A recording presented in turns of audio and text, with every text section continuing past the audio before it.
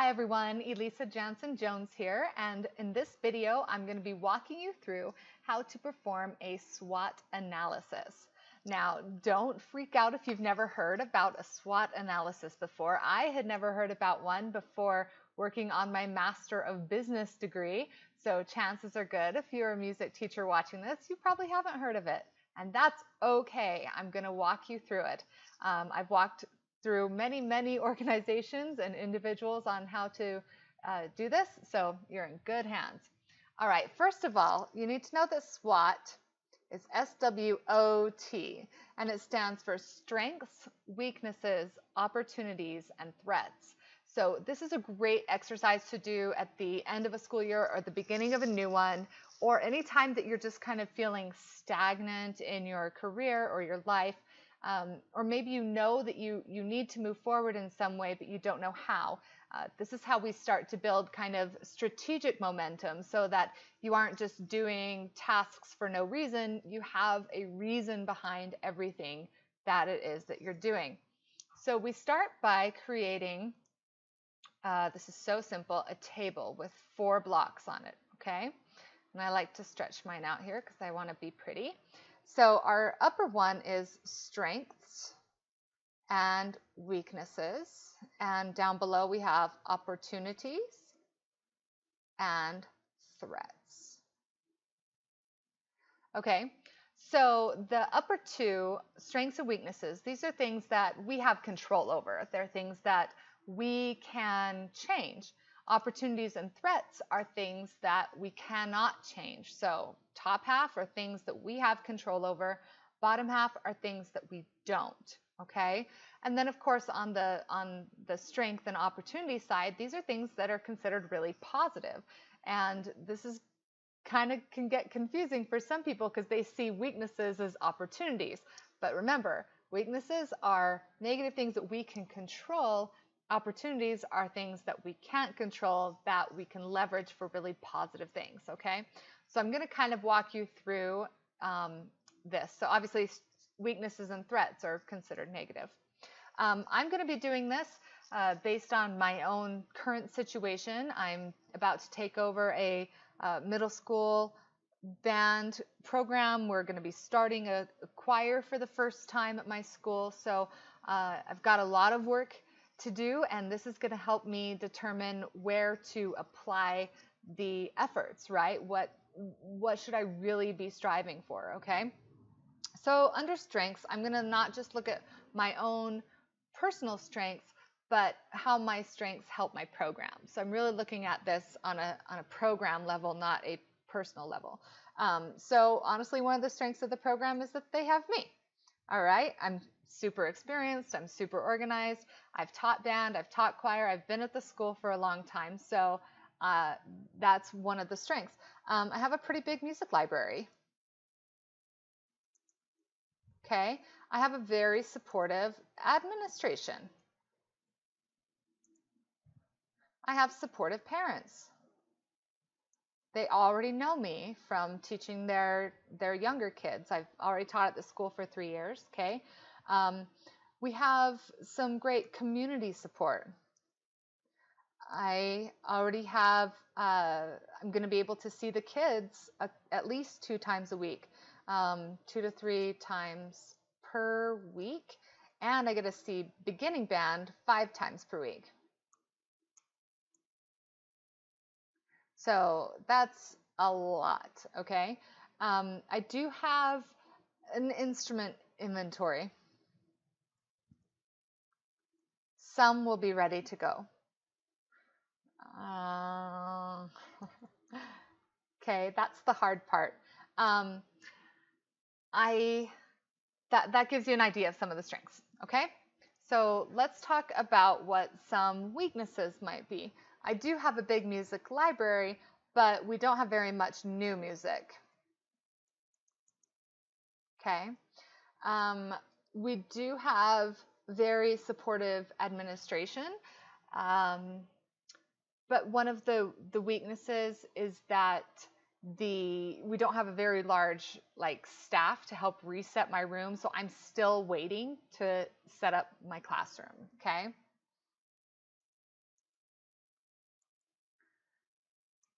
We don't have very much percussion instruments.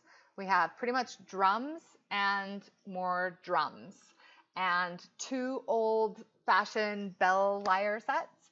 So a lack of percussion in general.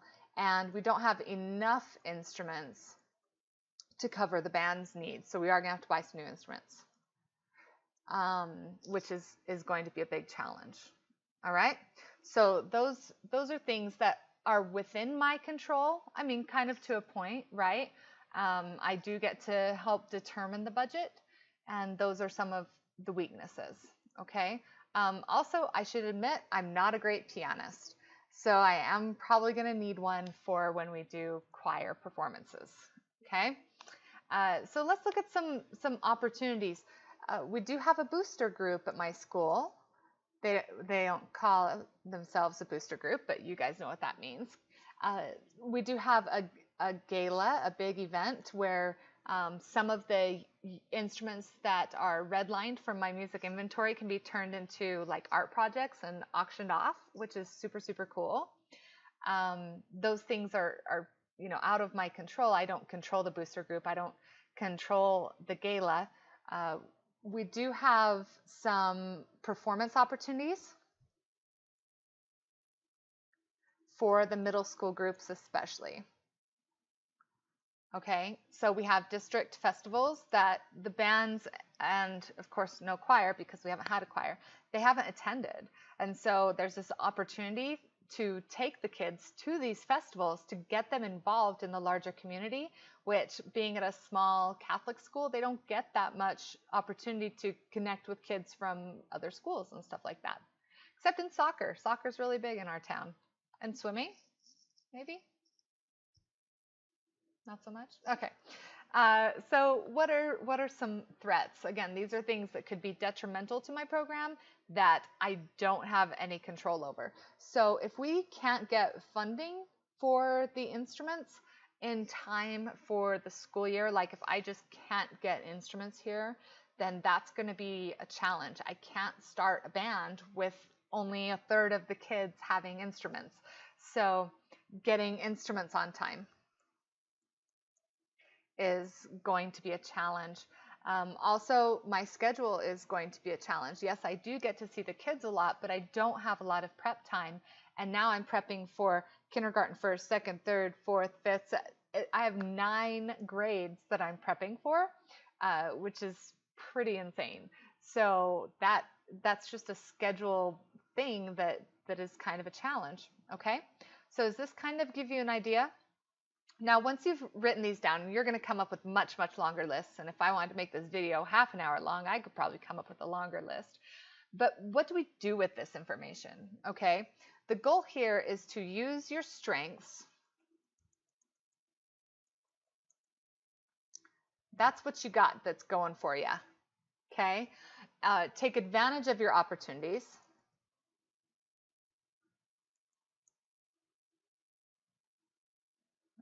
Promise I can type. And mitigate the risk of your weaknesses, okay?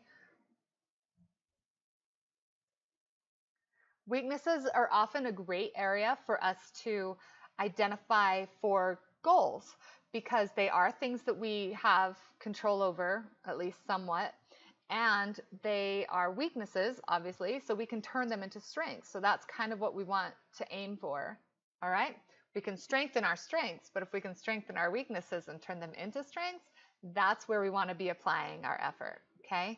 And then same thing with the threats. We want to mitigate the risk of threats. All right? And I'm going to change this. Turn weaknesses into strengths.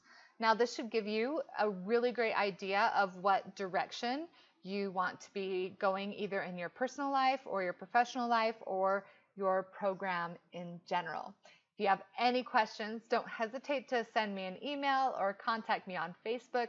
I'll have that information in the, I want to say show notes because I'm a podcaster, but you know, in the little section underneath the video, okay?